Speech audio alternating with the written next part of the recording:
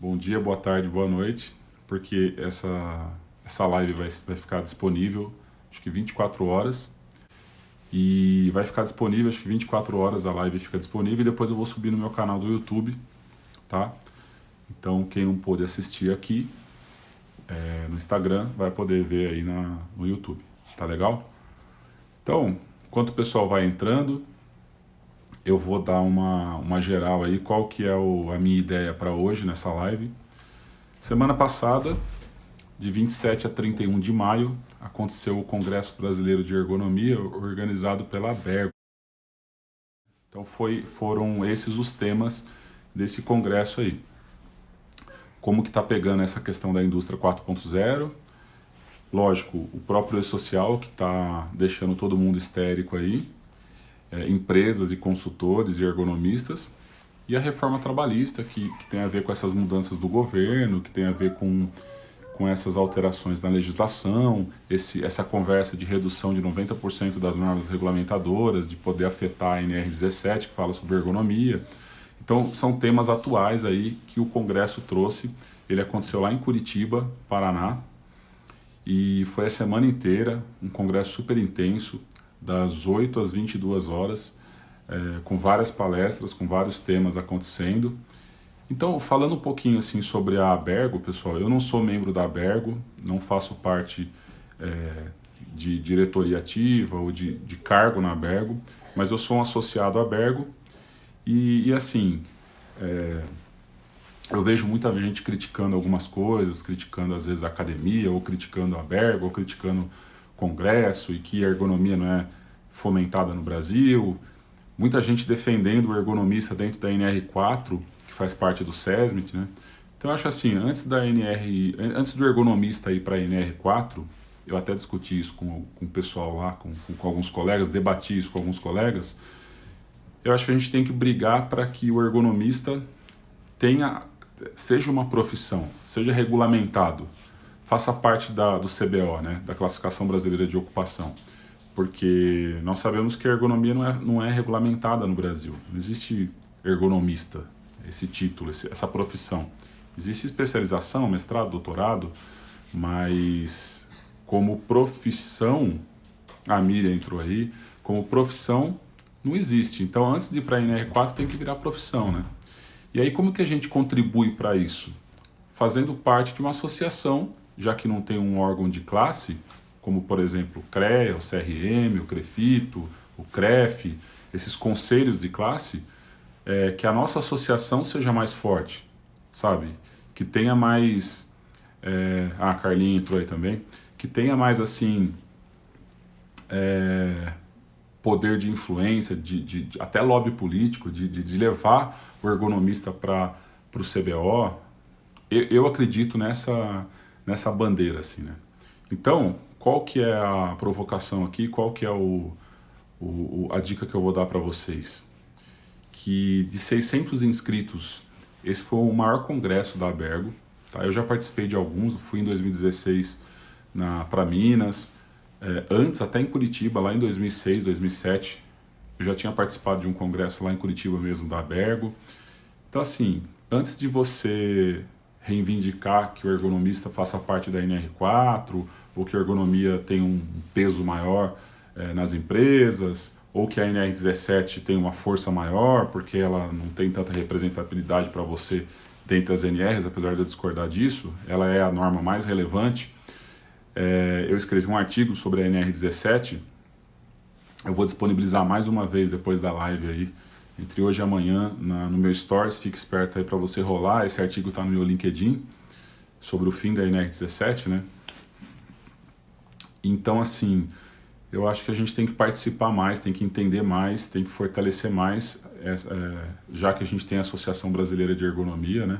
Existe a IEA, a IEA, Associação Internacional de Ergonomia, e fortalecer. Então, assim, foi o maior congresso já feito, e de 600 inscritos, cento e pouco, sabe, são associados, pagam lá, contribuem, e não dá para fazer nada sem dinheiro, não dá para fortalecer nada sem dinheiro. Não se faz um congresso dessa magnitude, com 600 pessoas, das 8 às 22, se você não tem associado, cara. Ninguém se inscreve, ninguém participa. Você só sabe reclamar, criticar e pedir, mas qual é o seu papel, né? O que você está fazendo? Então, assim, procura, se você trabalha com ergonomia principalmente, procura se informar sobre a Bergo. Você pode fazer suas críticas, eu acho que tem que ter oposição e tem que ter discussão, debate. Mas assim, participa, não dá para ir no congresso, se inscreve, se associa, faz a sua parte, assim, porque isso vai fortalecer mais a ergonomia no Brasil. Legal? Acho que é isso que eu acredito e é o primeiro passo aí para depois a gente discutir outros passos. Fato é que aconteceu aí uma agenda e o que eu quero falar aqui para vocês é a minha percepção pessoal, é um highlights que eu quero fazer do que eu senti do congresso, tá? De como foi o congresso para mim. Então quem tiver alguma dúvida dos assuntos que eu vou falar, dessa agenda que eu vou fazer, por favor, pode deixar a pergunta aí. Se eu não conseguir responder hoje, eu vou divulgar. Quem acompanhou meu Instagram durante o congresso foi bombardeado de conteúdo. Eu compartilhei assim 300 slides em telas aí do insights, dicas e conteúdo sobre o que aconteceu lá, tá? Então, queria mostrar para vocês aqui. Essa é a credencial que eu usei lá no congresso. Eu queria aproveitar para agradecer mais uma vez a professora doutora Lucimara Baú, que me convidou gentilmente para ministrar um mini curso. Eu entrei como palestrante aqui. O meu mini curso era sobre gestão de riscos ergonômicos, onde eu apresentei lá o método Ponder Risk, que é um método que eu desenvolvi. Eu escrevi, publiquei e apresentei esse método em Orlando, no Apply Human Factors Ergonomics, a HFA, que acontece lá. Aconteceu em Orlando e esse ano vai acontecer em Washington, D.C., e lá nos Estados Unidos. E assim, o Ponder Risk, resumidamente, você pode baixar o Excel, ele foi atualizado, a gente vai disponibilizar no site, a gente está trabalhando para otimizar. Você pode baixar direto do site, então fique ligado aí nas minhas redes sociais, eu vou estar divulgando quando subir a última versão. E é um método de ponderação do risco ergonômico, baseado no FEMEA, baseado na matriz de risco, que não leva em consideração só o resultado de ferramenta ergonômica. Você não fica refém de ferramenta. Ele leva em consideração fatores como os de probabilidade e de controle que a empresa tem. Então ele leva em conta as especificidades da empresa, as particularidades, o que a empresa tem. A ferramenta não olha isso. Eu costumo dizer que a ferramenta ergonômica, ela olha a foto. Ela não, principalmente as biomecânicas, ela não olha a organização do trabalho, ela não olha epidemiologia, estatísticas, ela não olha a realidade da empresa, ela não olha o filme. É um negócio estático, assim, e às vezes isso engana, né? Então o Ponder Risk vem com uma proposta de abordagem mais abrangente, holística. É como se você estivesse inserindo, o Aniele está presente, é como se você estivesse inserindo a ergonomia da atividade. É quase uma heresia, uma falácia eu falar isso, né? Eu relacionar a ergonomia da atividade, ergonomia francesa, com ferramenta ergonômica, mas é como se você estivesse jogando esse olhar mais abrangente da organização do trabalho, da ergonomia da atividade, para dentro da ergonomia americana, para dentro da Human Factors, para dentro das ferramentas. Ele está dentro da macroergonomia, que foi um dos assuntos tratados lá pela Lia, professora doutora Lia, sensacional. Ele faz parte da macroergonomia, tá?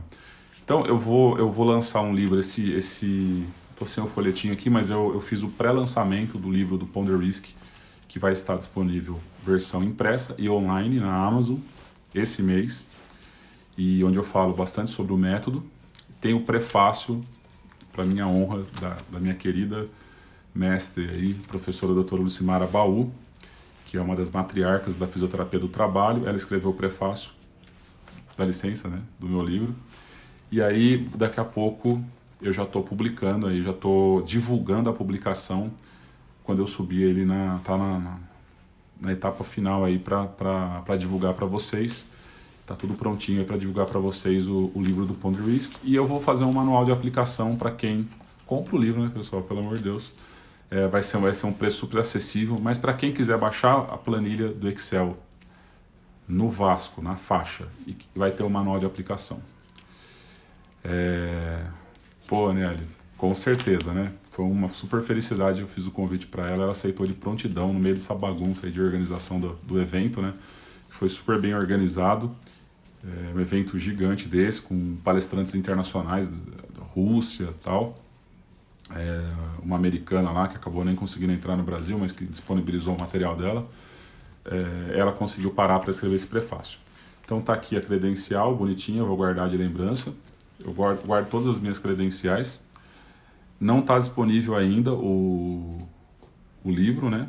Mas tá de sacanagem, né, Tati? Eu tô entrando pro mundo dos galãs da ergonomia, tá vendo? Mas tô longe ainda, tô longe. Tenho que comer muito arroz com feijão. A Tati falou aí que eu tô galã da ergonomia.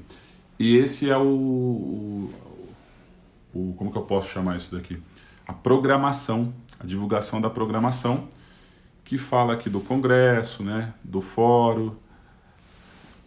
Pô, Luiz, eu também. Pessoal, eu fiquei assim, chocado com um monte de gente que me conhece, que eu não tenho a mínima noção.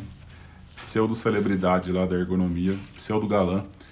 É sério, pessoal, fiquei muito feliz porque a gente faz um trabalho às vezes invisível, né? Nas redes sociais faz mais de 10 anos que eu tenho blog, canal no YouTube, mais de 100 vídeos, mais de 100 posts. E aí você andando nos corredores ali, nos posters, nas salas, e o pessoal vem te cumprimentar, acompanha seu trabalho, parabéns, assiste seus vídeos. Não tem preço, né? É muito legal mesmo. Então tá o livrinho aqui de programação, ó, o Dr. Paulo aqui. Dr. Paulo Antônio Barros Oliveira, também queria fazer um agradecimento aqui, presidente da Bergo. E aí tinha a programaçãozinha lá para você acompanhar. Vou dar destaque aqui para os patrocinadores do evento. Afinal, a imagem, né? A ilustração do congresso foi aquela obra do Michelangelo, né? O Criador e a Criatura. E aí, como sendo o ser humano e a máquina. Eu adoro essa imagem, eu tenho no meu cartão de visita, tenho em várias apresentações que eu uso. É muito legal esse material de divulgação. Reconhecimento do seu trabalho e generosidade. Quanto mais você dá, mais você ganha. Quanto mais eu contribuo, quanto mais eu distribuo e compartilho o conteúdo aí, mais volta. Não tenha dúvida. Glaucilene, você é topíssimo. Obrigado. Carinho do pessoal aí. Bom, vamos dar sequência aqui. Eu quero dar uma geral aí do que eu achei do congresso, os pontos fortes, pontos fracos. Eu não vou nem focar nos pontos fracos, porque eu acho que eu tenho que dar o feedback direto para quem tava na organização lá. Pessoal, não é fácil. Eu conversei com a Lucimara nos bastidores lá, até tentei ajudar de alguma forma, né, anunciando lá algumas mesas.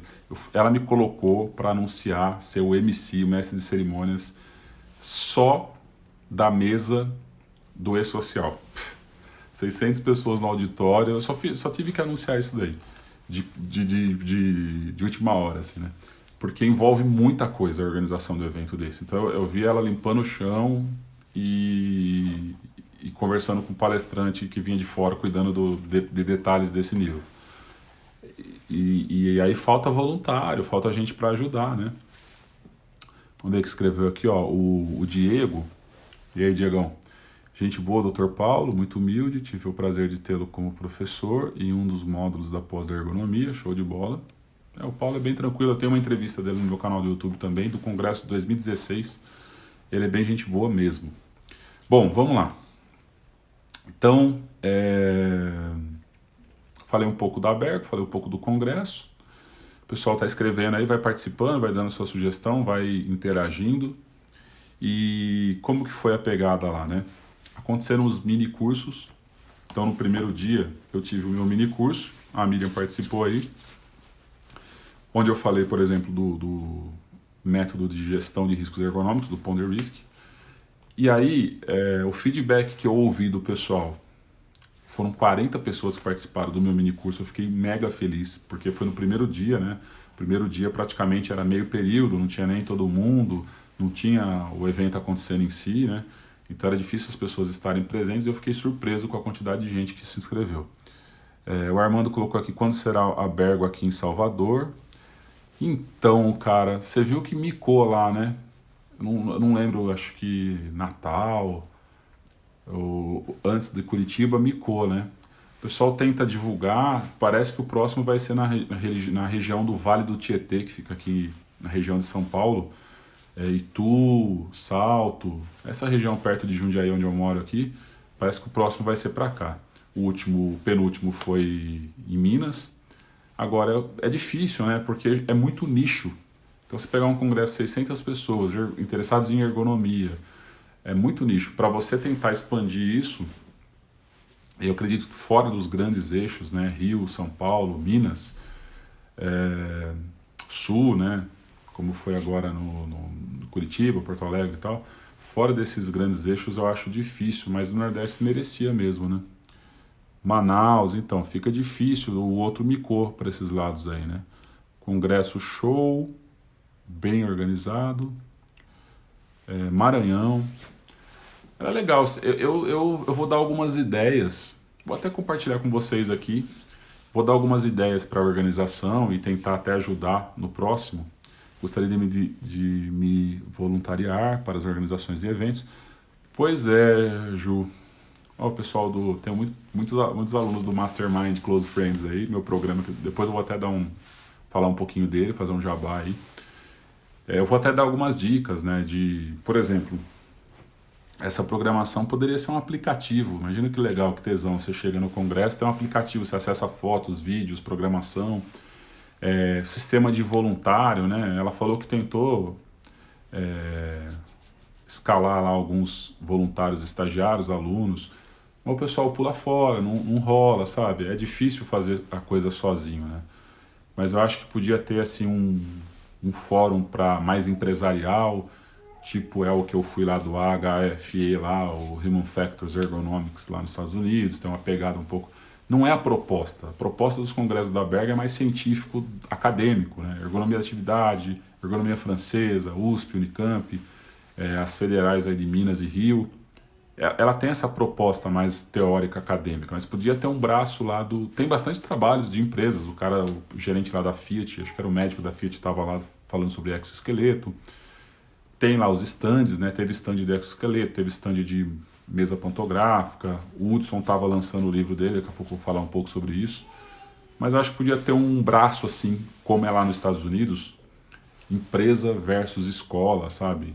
Um negócio mais integrado, assim, das indústrias fazendo trabalhos em conjunto com a academia, um negócio mais prático, um negócio mais assim, menos fundamentado, científico, teórico, mas com aplicação, uma pegada mais assim, eu acho que funcionaria bem. Bom, tá chovendo aqui, perguntas. Maranhão foi o que foi cancelado. Pô, entendi, foi Maranhão, né? Tá vendo? Em Sampa eu vou, o Alexandre colocou, já teve em São Paulo, já fui em São Paulo, já teve congresso lá.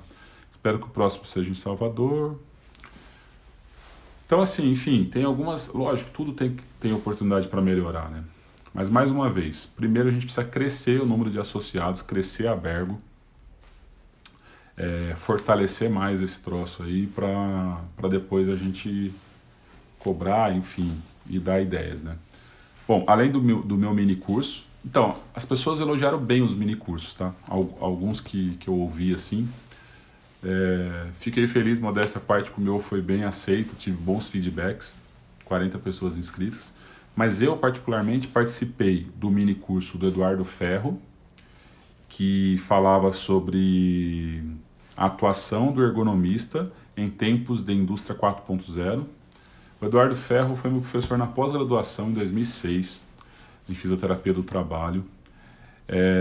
O cara... Ó, o doutor André. E aí, Andrezão, beleza? O pessoal tá entrando aí. Fera o Ferro, o Jonathan tá colocando. Então, assim... O Eduardo Ferro é um cara, assim, sensacional. Ele é fisioterapeuta do trabalho, tem especialização em qualidade. Ele tem engenharia, ele é formado em engenharia mecatrônica, especializado em engenharia de segurança. Ele tá como professor da USP, ele largou a Ergo Brasil, que era uma consultoria que ele trabalhou anos, e está na área dedicado à área acadêmica. Ele me convidou, inclusive, aí para, de repente, a gente puxar um grupo técnico dessa parte de tecnologia, inovação, eu gosto bastante, né? E até de divulgação, melhorar, fazer trabalhos como eu estou acostumado a fazer, de divulgação de conteúdo, para fomentar mais, né? Para divulgar mais o trabalho da Bergo, integrar mais as pessoas, enfim. E o Ferro eu gosto muito dele, o mini curso dele foi fera, foi muito legal. E aí, assim, eu vou divulgar um post sobre um resumo da Bergo, sobre o congresso, desse bate-papo que a gente está tendo aqui, algo escrito, né? E alguns vídeos no YouTube. Vai ter uma parte privada e 5%, 95% eu vou compartilhar gratuitamente, como eu faço com o meu conteúdo, e 5% vai estar no Mastermind Close Friends, que é aqui no Instagram. Se você quiser conhecer, vai no meu perfil, tem um link lá do site, clica lá e você vai ver tudo sobre como funciona, quanto custa, como paga, enfim, se tiver alguma dúvida me manda um direct.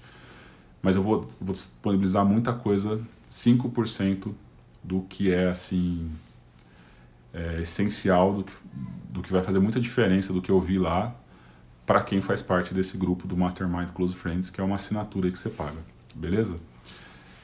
Bom, mas aqui, o que eu queria trazer para vocês? O que é a indústria 4.0, né? Ele colocou lá um slide onde ele fala da indústria 1.0, que é o surgimento dos teares, máquina a vapor. Você tem lá, né, aquela transição do trabalho agrícola para o trabalho industrial, mas uma coisa mais ainda incipiente ali, né? A indústria 2.0 já vem a questão da produção em linha, produção em série, um pouco da Revolução Industrial que começa na Inglaterra, vai para a França, na Europa, Ford, Taylor, Fayol, os caras que organizaram o que é hoje um sistema de indústria, né?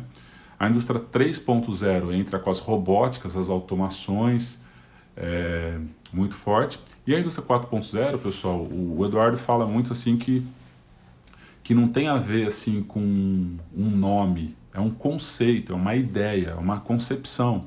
Então ele fala muito assim da internet das coisas, né? Internet Things, fala das redes, do Big Data, fala do inteligência artificial. Então é uma nova concepção, é um novo modelo de pensamento. Assim, é como tipo o Lean Manufacturing. Ele não é uma coisa, ele não é um nome, sabe? Você não fala, minha indústria é 4.0 porque ela tem robô. Não é assim que funciona, não é tão simples. Ela é um conceito vivo, orgânico, que está acontecendo, está em construção. A gente está participando de uma mudança de era sem precedentes com tudo isso. A Aniele colocou de configuração mental. Então, aproveitando o gancho, ele coloca assim um esquema. Eu vou até depois dessa live, fique esperto no meu stories que eu vou divulgar novamente esses dois slides, essas duas lâminas aí, duas telas. Essa da 1.0, 2.0, 3.0 e 4.0, e essa que eu vou falar agora que tem a ver com o que a Aniele trouxe, que eu achei bem legal, que é o seguinte: ele coloca lá ergonomia física, ergonomia ambiental, ergonomia cognitiva, ergonomia organizacional, e aí surge, você tem a primeira, segunda, terceira, quarta, surge a quinta ergonomia, que é a emocional. Cara, olha isso, que tesão, ergonomia emocional. Pô, o doutor André, que é psiquiatra aí, né? As emoções, poxa, olha que sensacional, ergonomia interpessoal. Não tem o modelo homem-máquina, que é muito conhecido na ergonomia, e as interações humanas. Poxa, o Suleiman está colocando new mindset aí, né? Nova mentalidade, assim, poxa, como a interação entre as pessoas nesse mundo virtual, e aí eu dou a dica do Black Mirror, quem já assistiu, acompanha a série do Black Mirror na Netflix, no Mastermind Close Friends lá, eu compartilhei algumas dicas de séries lá, que tem a ver com essa questão desse mundo todo de tecnologia, mas o Black Mirror fala muito disso, né? Dessa interação homem-máquina, homem-sistema, homem-inovação, como a nossa interação, seja no dia a dia, no trabalho, como a gente interage hoje com tudo isso, mudou a nossa forma de se relacionar. Tá aqui, ó, tô de frente para um celular falando com vocês, com quase 20 pessoas na sala aí, e quantas pessoas vão assistir esse vídeo. Isso muda completamente a forma como a gente se relaciona, a forma como a gente pensa, as doenças, né? Nunca se teve tantas doenças psicossomáticas, do psíquico, do Dr. André, que é psiquiatra, tá assistindo a gente aí, como tem, sabe, essa preocupação de coisas que não existiam antes, né? Transtornos, desordens, que muda completamente a sociedade, a forma como a gente se relaciona. Então, é muito legal, é muito fascinante. E assim, então, a indústria 4.0, pessoal, é um conceito, tá? Não é você meter uma mesa pantográfica e um exoesqueleto lá na sua empresa que você está na indústria 4.0. Além desse mini curso do Eduardo Ferro, eu assisti o mini curso da Frida, a Frida Fischer, da USP, o Eduardo também é da USP, e pô, a Frida é sensacional, eu já conheci ela em 2016, ela deu uma palestra sobre envelhecimento precoce funcional. Envelhecimento funcional precoce.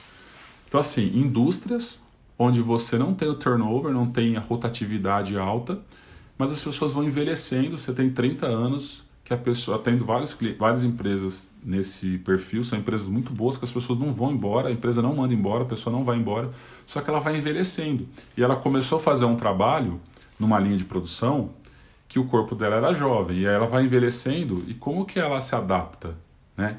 Como que ela se adapta com novas tecnologias, com as mudanças, e se não tem uma matriz de capacitação, de treinamento, uma matriz de desempenho, um programa de desempenho dentro da empresa, a empresa não absorve essas mudanças. Doutora Vivian acabou de entrar, tive o prazer de conhecê-la pessoalmente, né? E a gente debateu muito sobre ergonomia lá. E assim, como que funciona?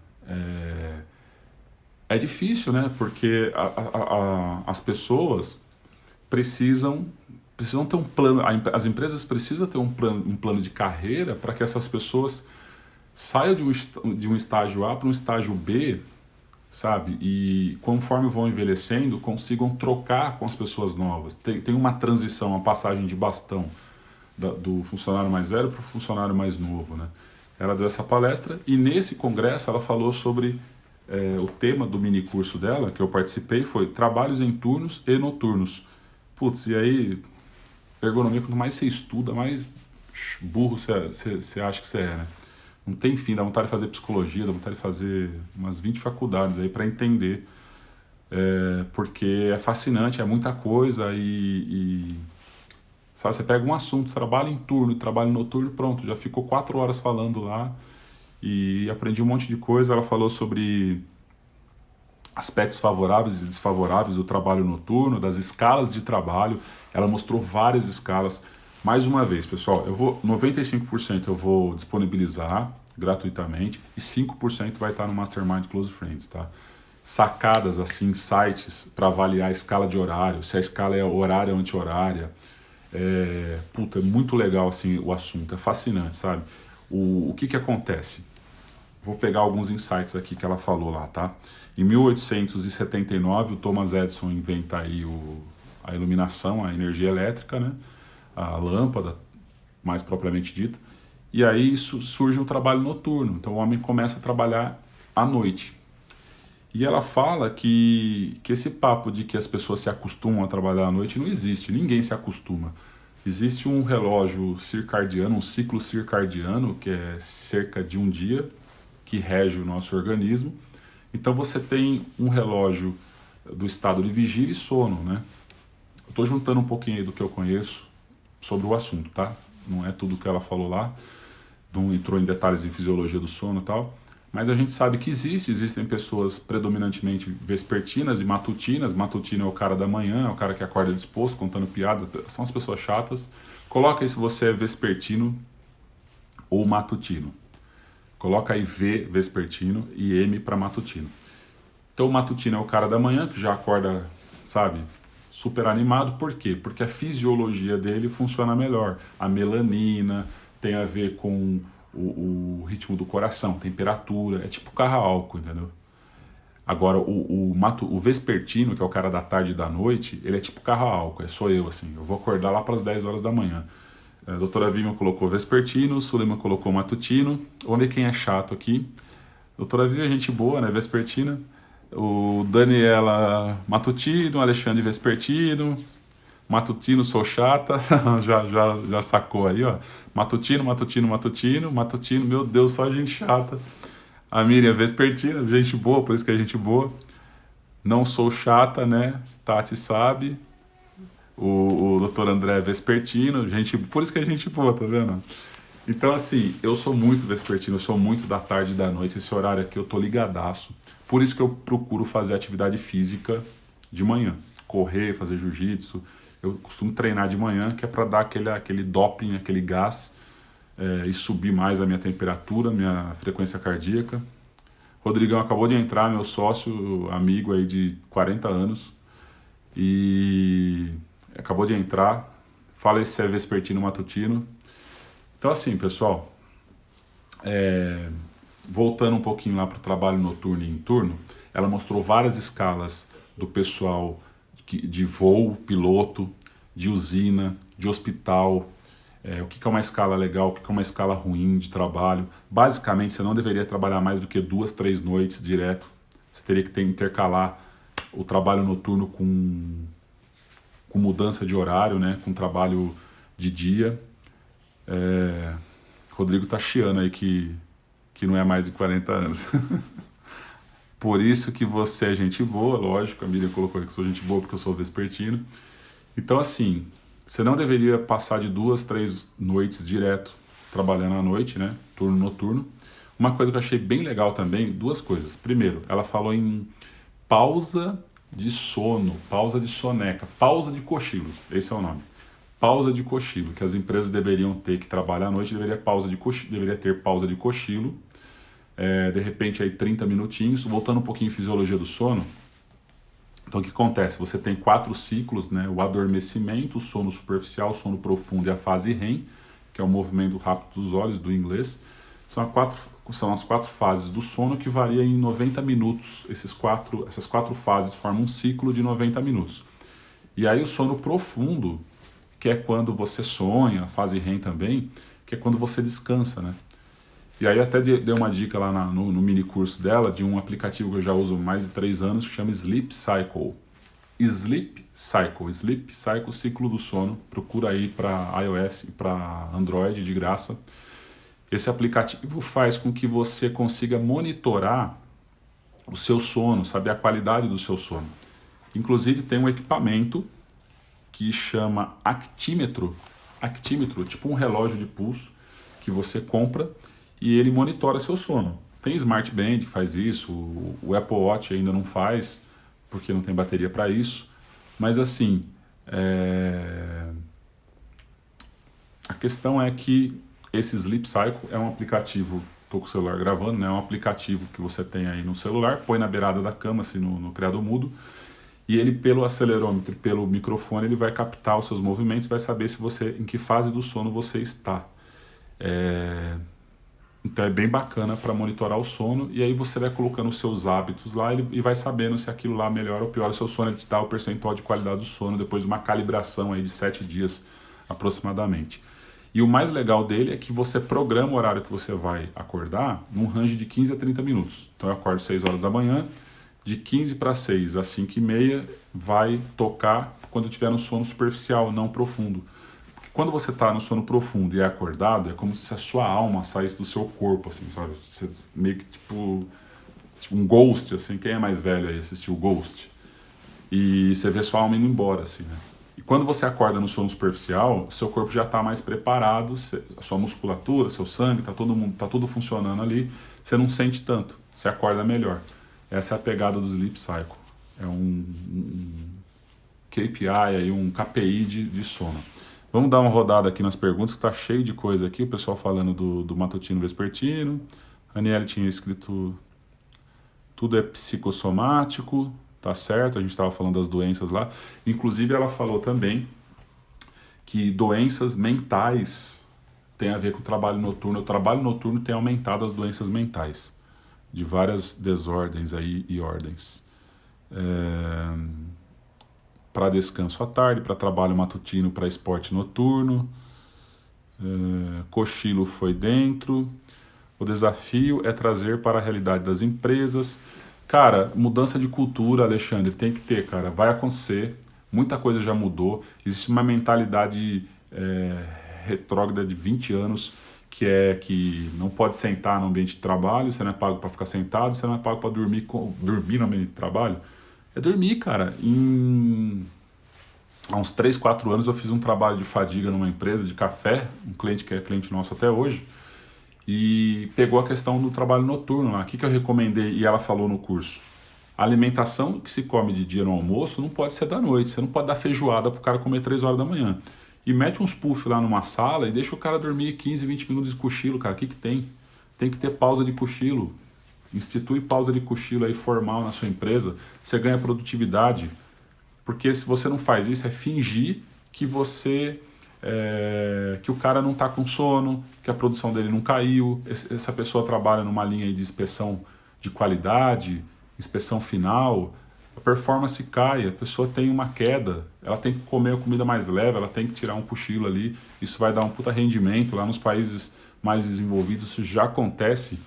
Então faz um teste aí, começa a comprovar um grupo de estudo lá, uma linha piloto, para ver aí as mudanças que acontecem, se vai melhorar em alguma coisa, que você consiga comprovar aos poucos, tá? Pô, tá chovendo questões aqui, já tem bastante gente na sala. Doutora Vinho colocou, trabalho noturno versus doenças mentais, gostei da síntese da relação. Eu também achei um insight bem legal e vamos pesquisar livros de trabalho sobre isso daí. O Fernando colocou aqui, quem dorme mais é mais preguiçoso? Parece que quando você dorme muito, mais sono você tem. Não tem a ver com quantidade de horas que você dorme, tem a ver com a qualidade do sono. Você pode dormir 20 horas e dormir mal. Como eu falei, são 4 fases, de repente você fica só no sono superficial, você não faz atividade física, você fuma, você bebe café, você assiste filme violento, você fica exposto à luz até 10 horas da noite. Então existe uma produção de melanina que ajuda no sono. 31 horas antes de dormir, você não deveria se expor à tela do celular, à luz, porque isso interfere no seu sono. Então o sono não é só a quantidade de horas que você dorme, tem a ver com a qualidade do sono. Quantas vezes você entra na fase de sono profundo e sono REM, quantas vezes você roda esse ciclo aqui durante a noite. Beleza? Então não tem a ver só com quantidade. O Suleiman colocou aqui, Omar, sono com qualidade é vida e está intimamente ligado com a longevidade, descansado, a fadiga é menor. Não só isso, como pele, peso, ganho de peso se você não dorme bem, estresse, performance no trabalho. Cara, tem vários estudos, o sono é um assunto fascinante. Eu quero ver se eu acho um podcast que eu escutei falando sobre sono e eu vou disponibilizar para vocês, fique esperto aí no Instagram, o link para vocês ouvirem esse podcast, 2 horas falando sobre sono. Beleza? A relação dos animais, fala que os animais mais predadores dormem mais e os mais frágeis dormem menos, porque tem que ficar atento, né? Instinto de sobrevivência, o ratinho lá tem que dormir pouquinho, porque senão alguém vai lá e come ele. Então, sono é um assunto assim, que tem assunto para horas e horas. Falei das doenças mentais. Olha que tesão esse termo que a doutora Frida usou. Cara, a doutora Frida, ela tem 30 anos de USP, só de USP. Ela deve ter quase 80 anos. Mulher super lúcida, ativa, sabe? E ficou lá no mini curso, 4 horas em pé falando. E ela usou um termo do jet lag social. Sabe o jet lag? Quando você vai viajar para a Europa, Estados Unidos, você fica 12 horas no avião, você chega lá, o fuso horário te deixa meio lelé, você fica com sono, fica meio bobão, demora uns 2, 3 dias para você se adaptar. Jet lag social, olha que maluco isso. Por quê? Porque você trabalha de noite, a sua família trabalha de dia, quando você está dormindo, eles estão trabalhando, quando eles estão trabalhando, você está dormindo, e você não encontra, cara. Olha que loucura isso.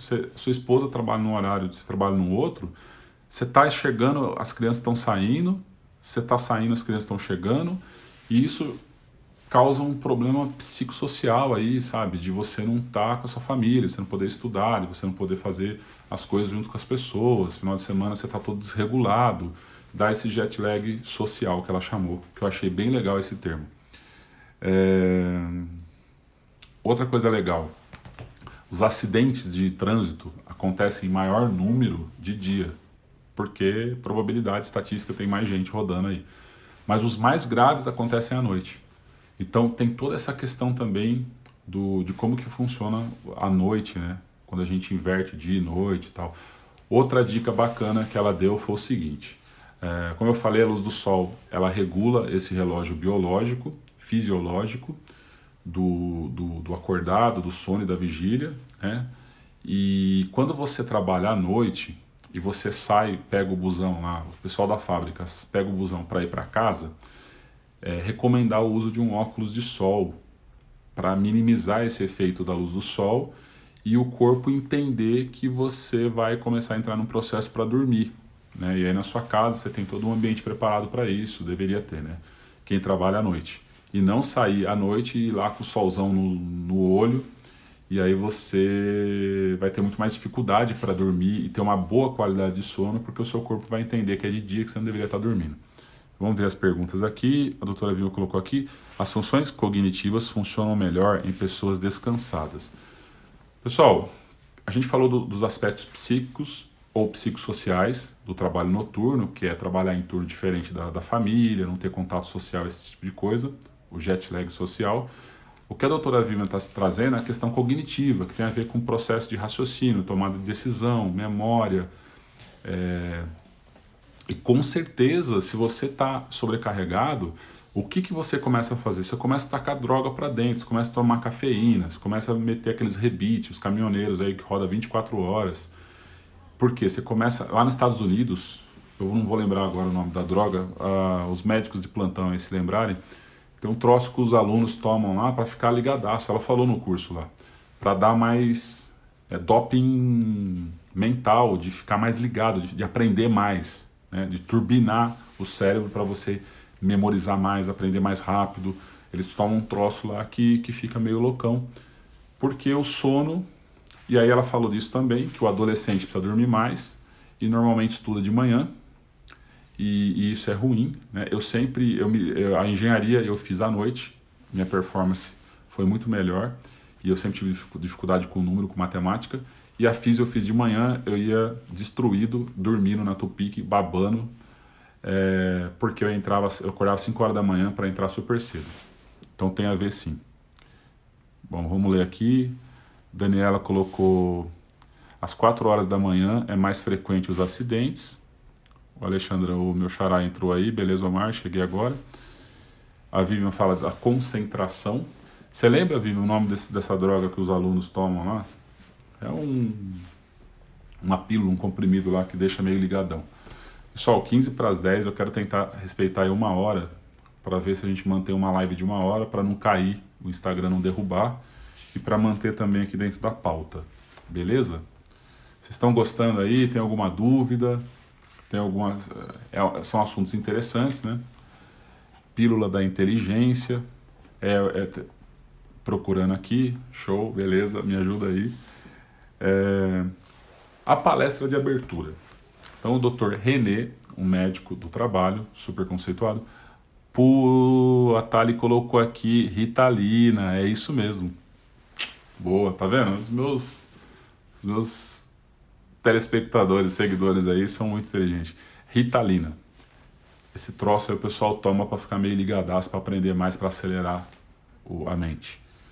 A Marcileide colocou aqui: o pessoal tem utilizado muito o medicamento Ritalina, exatamente, para melhorar concentração e desempenho.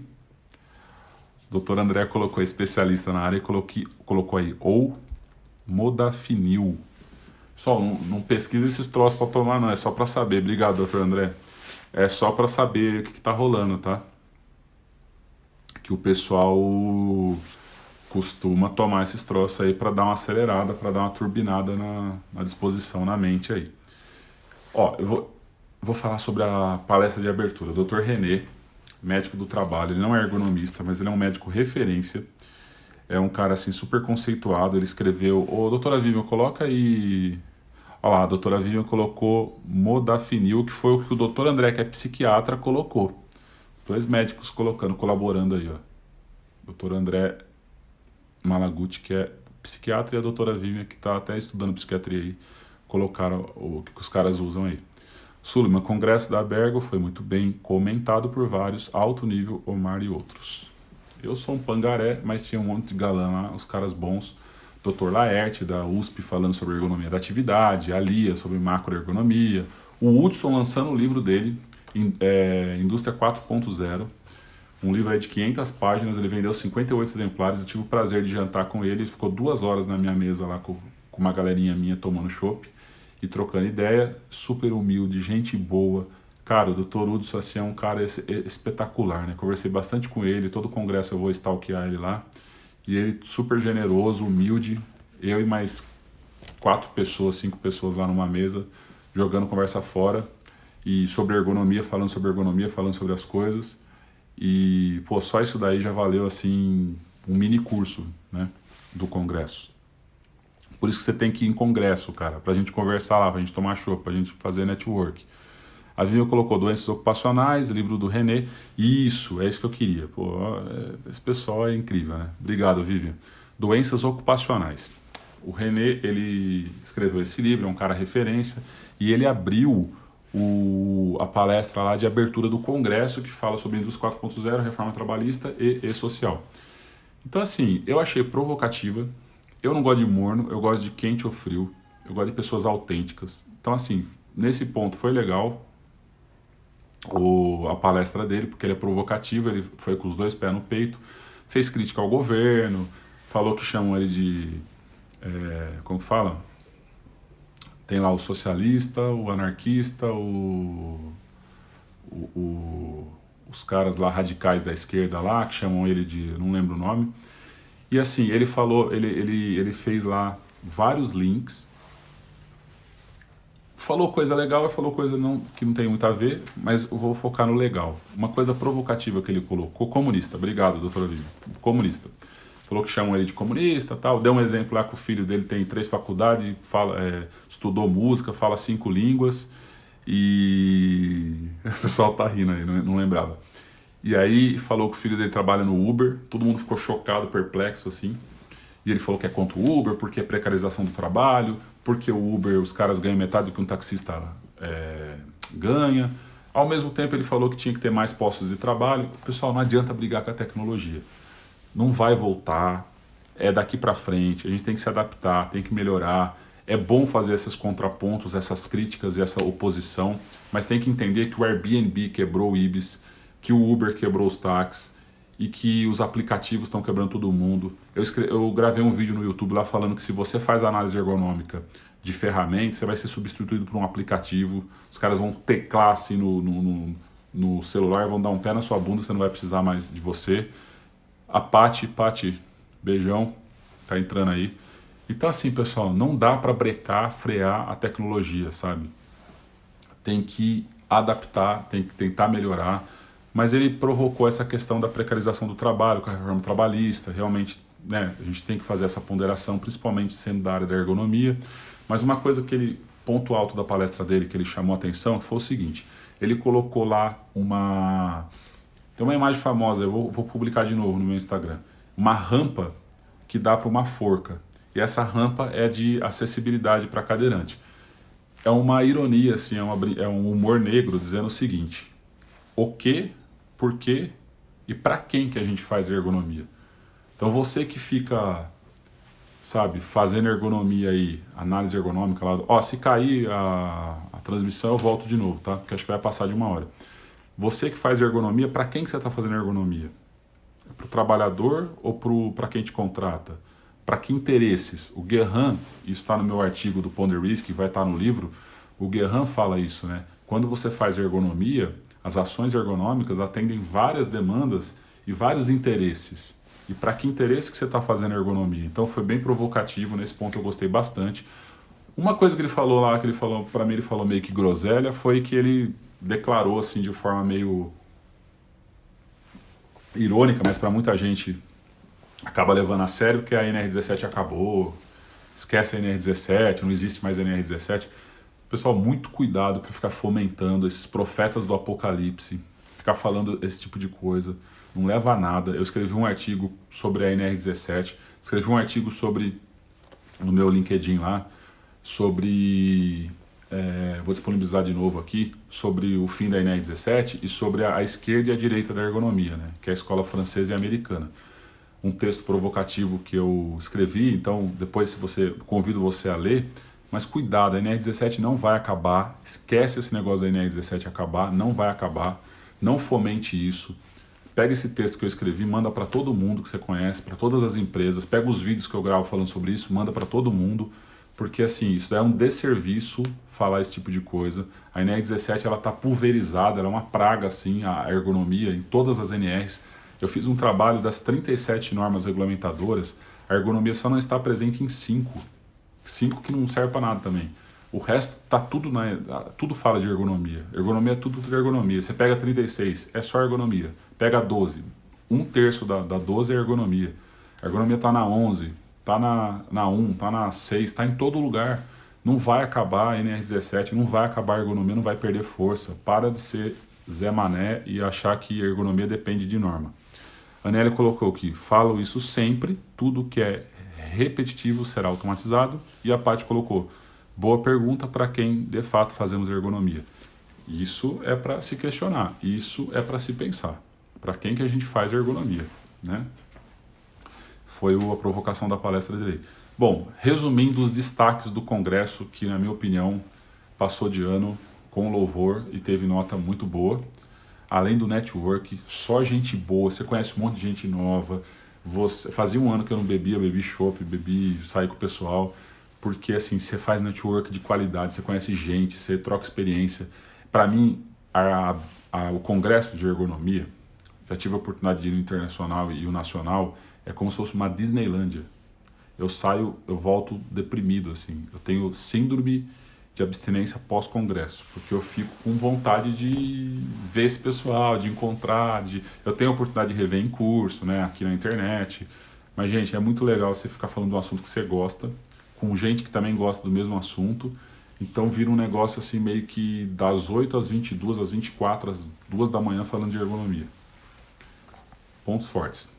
Eu separei aqui, tá? Um e-mail que eu mandei pro pessoal que está na minha newsletter. Se você não assina, vai lá no site da Ergotrid, põe seu e-mail que você passa a receber os meus e-mails. Mini cursos, eu destaquei esses, o meu é óbvio. Óbvio que o meu foi bom, porque eu fui eu que dei, né? Tem que gostar.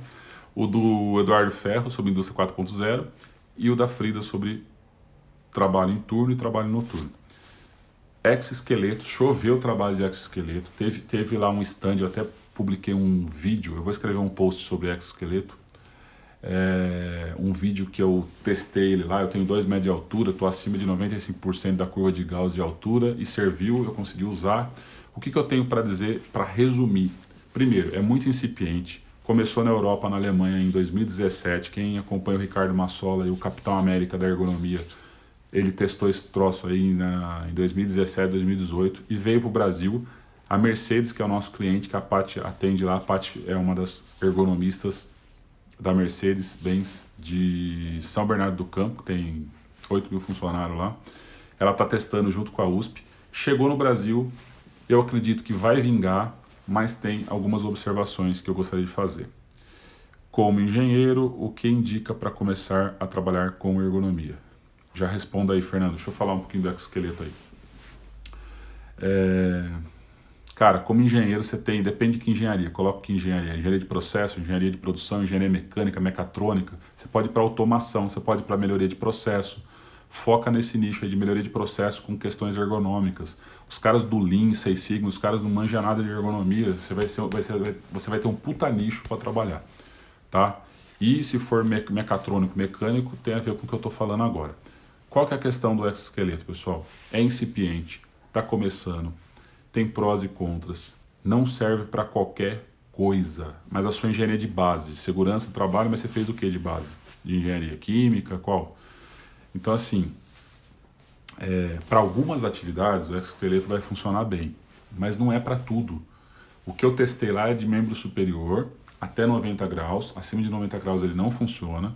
E é para atividade estática, sustentação. Então eu usei uma parafusadeira lá, com o braço suspenso, ele dá uma sustentação. Só que se o trabalho é dinâmico, você tem que abaixar e levantar o braço várias vezes, tem uma contra-resistência quando você abaixa o braço.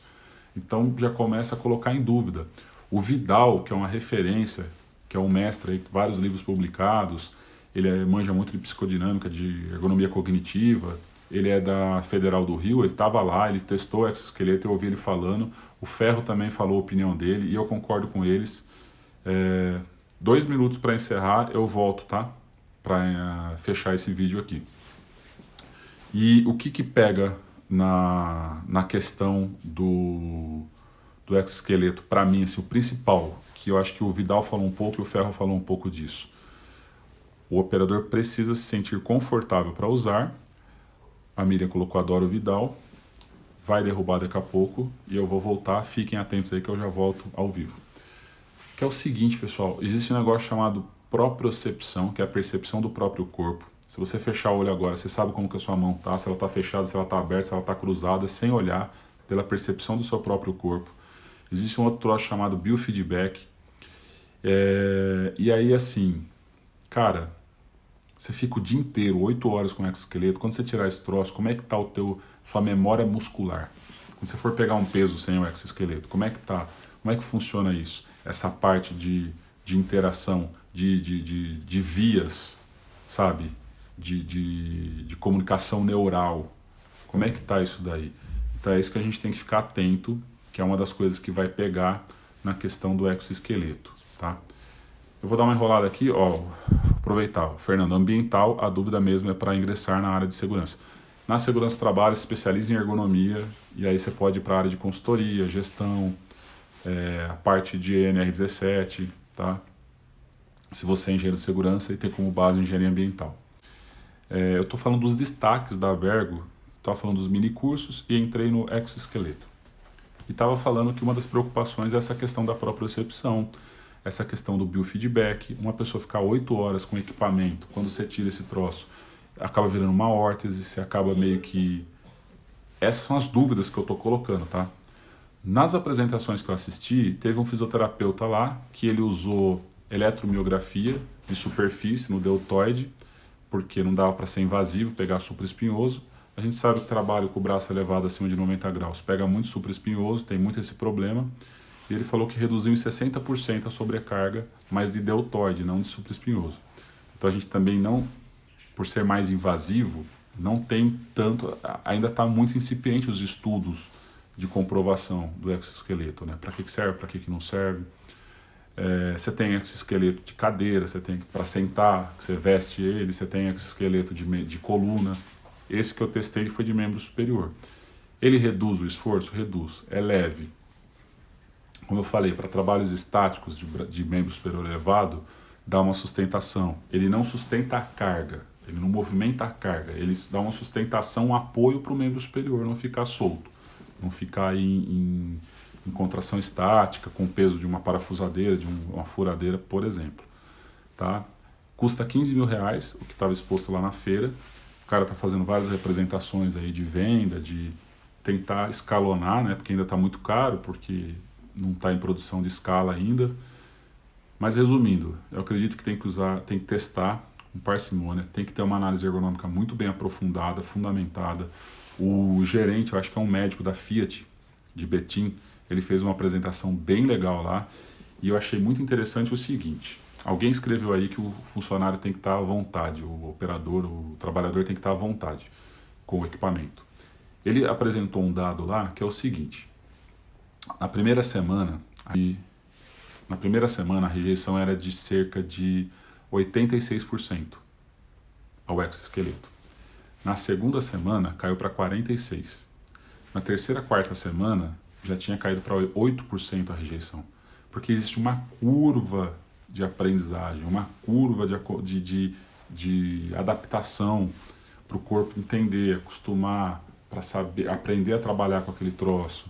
Então, assim, geralmente essas empresas disponibilizam 1 dia, 2 dias, ou você tem que comprar para testar. Então, não dá para fazer um teste com menos de 1 mês, 2 meses aí, né? A literatura fala em adaptação dependendo do trabalho, se o trabalho é mais minucioso, de 3 meses. Trabalho mais grosseiro, aí você tem 1 semana, você tem 3, 4 semanas para se adaptar. Então, vai testar exoesqueleto, tem que testar, tem que ter um acompanhamento, um feedback das pessoas. E na minha opinião, não deveria ficar mais do que 2 horas com esse troço aí. Você não pode ficar o turno inteiro, o dia inteiro, igual cinta lombar.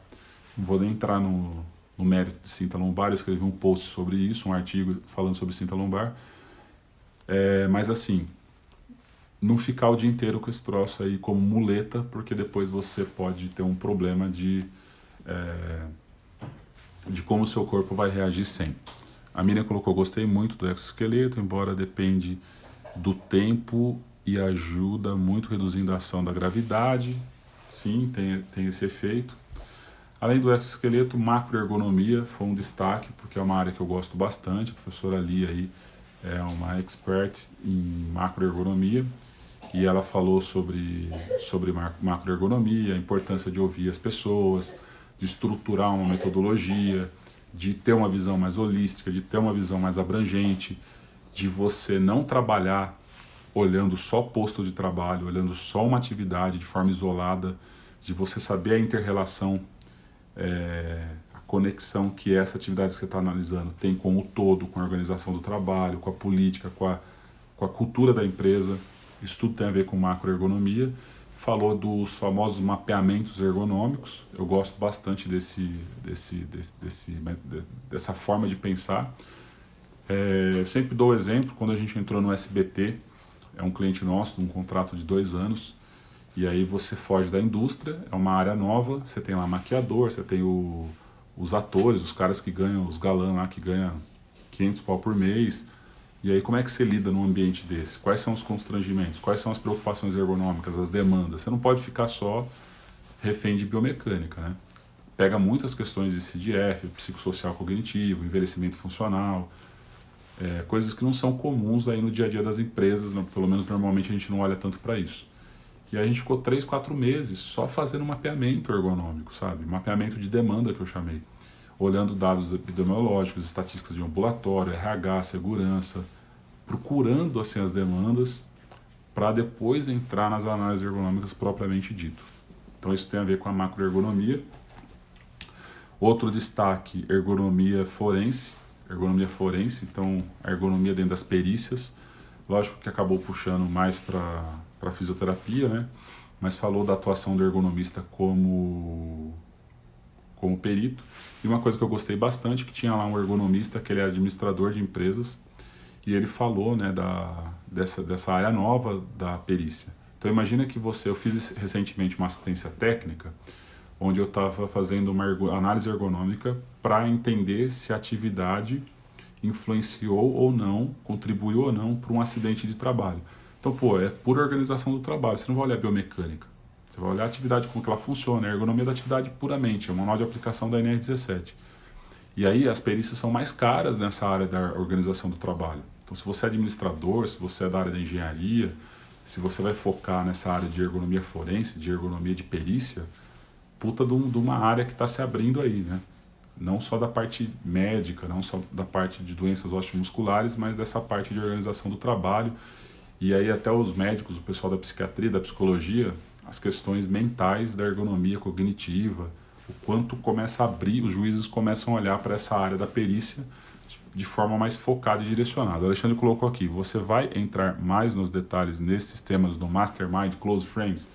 Vou, fazendo um jabá aqui, Alexandre é um Mastermind Close Friends, eu vou 5%, que eu vou entrar nesses detalhes, eu vou entrar nesses insights, nessas dicas. Já disponibilizei um material ontem super exclusivo do E-Social lá, só para quem é do Mastermind Close Friends e paga para ter acesso exclusivo a esse material. A Miriam colocou, gostei bastante também, foi totalmente enfatizada a perícia ergonômica. Pessoal, disruptivo, é novo, é meio que um marco assim pra gente, né, da ergonomia, os juízes começarem a enxergar a ergonomia dentro dessas perícias, tá? Abre um puta campo de trabalho para quem gosta de perícia aí. E por último, não menos importante, o creme de la creme, o mais esperado aí, o must, que todo mundo está aguardando, o E-Social. Então, Teve uma mesa redonda lá do E-Social. Tiveram outras mesas redondas e outras palestras sobre E-Social, não entrando tanto na aplicação, no como fazer, mas no porquê fazer e o que fazer.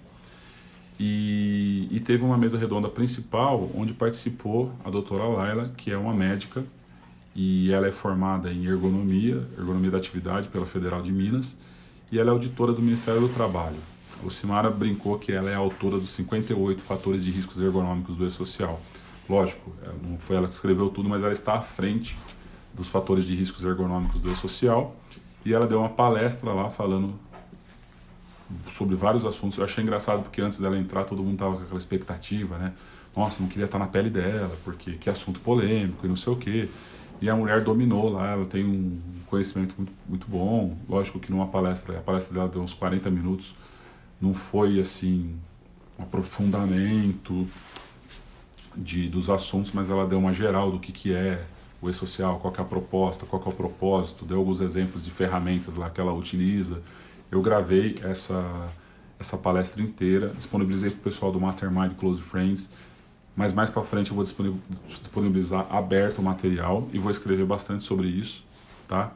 E aí, o que eu fiz? Eu estava hospedado no mesmo hotel do pessoal da diretoria e organização, porque eu palestrei lá, e ela também estava nesse hotel, então eu fiz uma entrevista no café da manhã lá, eu stalkeei ela, tomei café da manhã e a gente fez uma entrevista de 45 minutos. Para quem não assistiu ainda, vai lá no YouTube, se inscreve no meu canal e em um dia alcançou mais de 1000 visualizações e repercutiu assim, porque eu fiz um scanner assim, né? Eu fiquei super ansioso, meio nervoso assim, porque a responsabilidade é muito grande, eu estava representando muitas pessoas que queriam estar ali perguntando para ela, então eu não fiz pauta, deveria ter feito.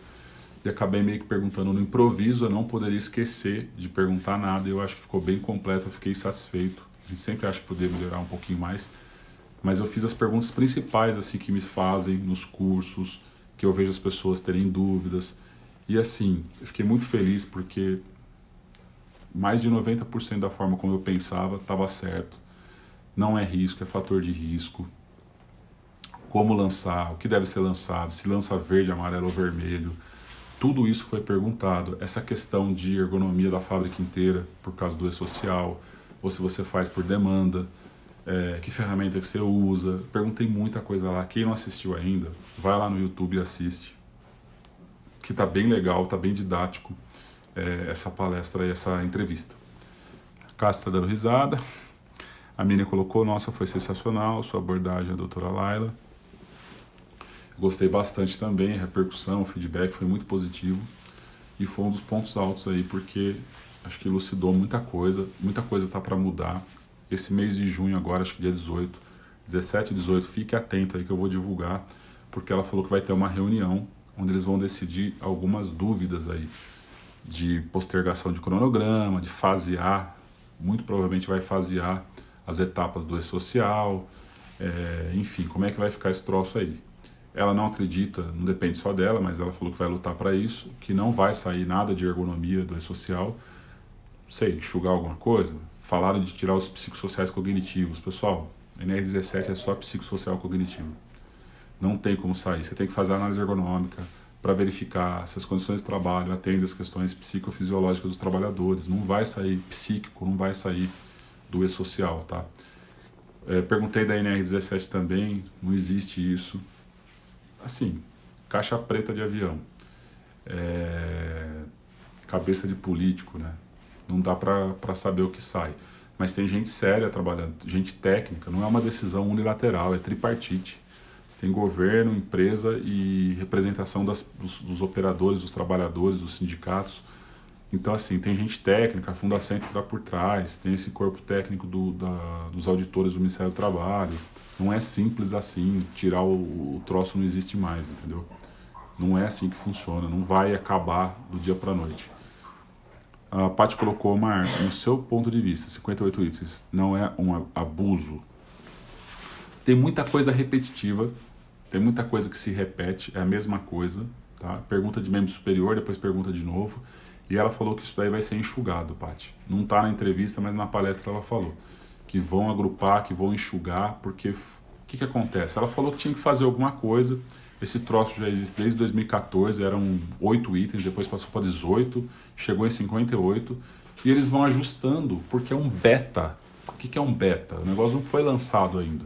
Então, especialista em rede social não existe, porque conforme eles lançam e a coisa vai sendo usada, os especialistas, nós, né, os especialistas e as empresas e todo mundo vai entrando no sistema, as pessoas vão reportando bugs, as pessoas vão reportando erros, as pessoas vão reportando inconsistências e vão ajustando, e vai se ajustando a coisa. Então eu acho sim que 58 itens é muita coisa, poderia ser agrupado muita coisa ali, e tem muita coisa repetitiva. A Cássia colocou, desculpa a risada, foi errado, a entrevista foi sensacional mesmo, ela parece ser muito gente boa. Não, imagina, Cássia, tem que rir mesmo, de muita coisa. Mas a entrevista tá lá no YouTube, não sei se a Cássia assistiu, já assistiu, né? Você tá comentando. Deixem seus comentários lá no YouTube, o que vocês acham, se tem alguma pergunta que eu deveria ter feito que eu não fiz. A Paty colocou legal, sim, tem muita repetição. Pessoal, 22 horas e 13 minutos. Então, alguém tem mais alguma dúvida? Alguém tem mais alguma questão que queira colocar, que eu não falei? Estão chegando a quase 30 pessoas aí ao vivo. Esse vídeo vai ficar disponível aqui no Instagram e vou subir lá no YouTube a gravação dele. E eu vou encerrando por aqui.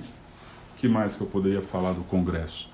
Foi muito legal, foi muito válido, valeu muito a pena. Foi o melhor congresso que teve. O próximo congresso da IEA, Associação Internacional de Ergonomia, vai acontecer daqui 2 anos. 2 anos ou ano que vem? Não lembro, fique atento aí que eu divulguei isso daí, eu vou divulgar de novo. Acho que 2020, ano que vem, vai ser em Vancouver. Deixa a live salva, cheguei agora. Não, vou salvar. Vou salvar a live sim e vou subir no YouTube. Então o congresso da IEA vai ser em Vancouver, no Canadá. Puta, vou fazer maior força para ir. Eu adoro o Canadá.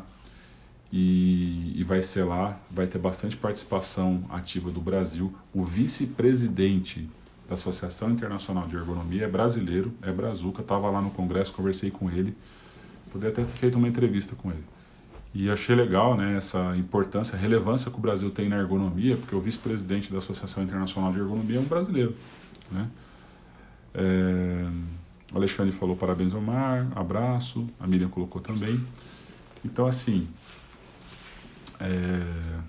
eu acho importante essa reflexão da gente ser mais ativo e participar mais das coisas de ergonomia, né, de fortalecer mais.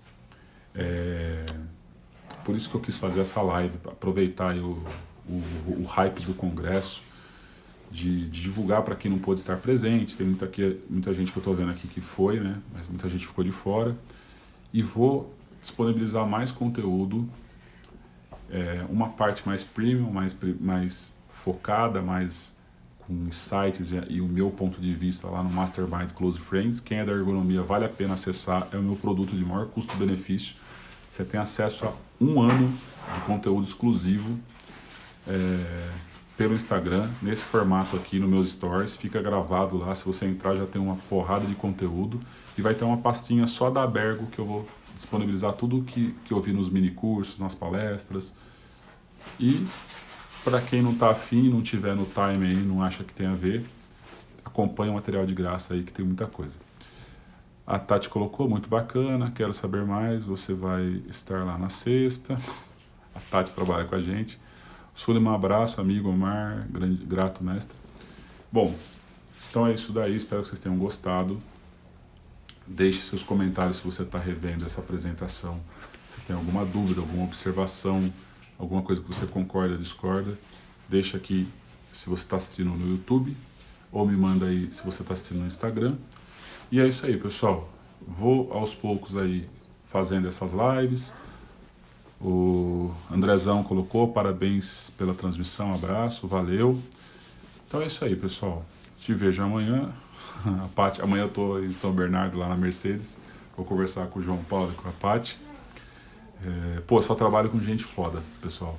Eu só trabalho com gente melhor do que eu. Eu falo que o maior mérito é ter pessoas melhores do que eu próximas de mim. A Aline colocou prazer em conhecer você, seu ponto de vista. Beleza, Aline, acompanha o meu material. Sou bem autêntico, eu falo o que eu penso, eu falo o que eu acredito. não faço média, não sou acadêmico, eu sou meio Shrek, eu sou meio ogro, mas eu sou sincero, honesto e coloco sentimento no que eu faço, amo o que eu faço e adoro compartilhar e ter essa relação com o pessoal, porque quanto mais eu faço isso, mais eu aprendo. Então é isso aí, pessoal, beleza? Até o próximo. Um grande abraço para vocês e a gente se vê aí qualquer dia. Valeu? Abraço.